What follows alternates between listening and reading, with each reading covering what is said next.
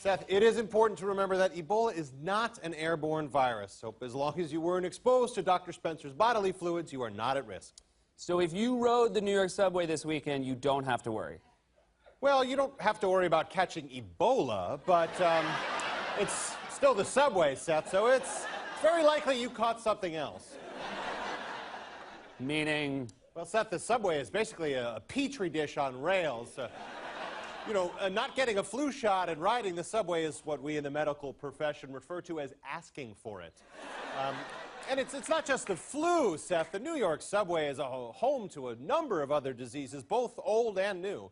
There's Spanish influenza, Legionnaire's disease, sailor's cough, bishop's fever, the viper's lament, restless torso syndrome, and, of course, rat SARS.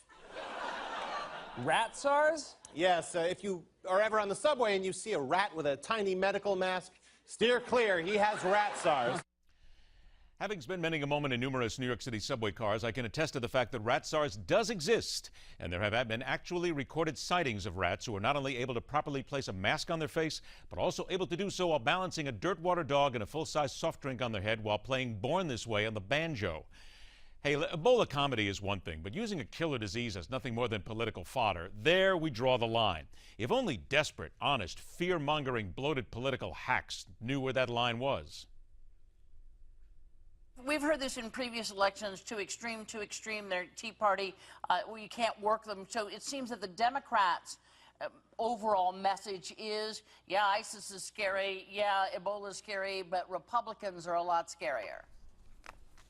Well, that's right. Cory Gardner is a sponsor of a bill that would prevent women from being able to get access to make their own reproductive choices, even in the case of rape or incest. Okay, now hang on a second.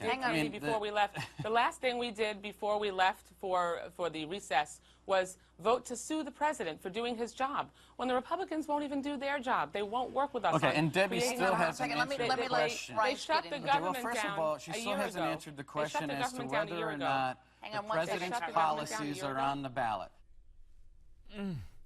Granted, that soundbite likely endangered some people with the distinct possibility of bleeding from the ears, but it was worth it to hear the top dog in the Democratic Party agree that, at least in her opinion, Republicans are more dangerous than a band of murderous killers who behead their prisoners and more dangerous than a disease for which there is no cure and has killed more than 10,000 people. Oh, and let's not insult each other by considering she didn't hear the question or grasp the words that she was being dealt. When it comes to Ebola, Debbie Wasserman Schultz is not the only politician recently using fear, hyperbole, and downright lack of anything resembling fact to stir this fetid cauldron. Likely Republican presidential candidate Rand Paul recently put his extensive medical knowledge to use while guesting on Concord News Radio in New Hampshire. What do you think the appropriate reaction is and how we handled it? I think the first thing we should do is be honest about the disease, and I think President Obama's administration has so tried to downplay the transmissibility of this and say, oh, it has to be direct fluid contact. But then they kind of quietly say, well, you can get direct contact being 3 feet from someone. So really, this is an incredibly contagious disease. People in full gloves and gowns are getting it.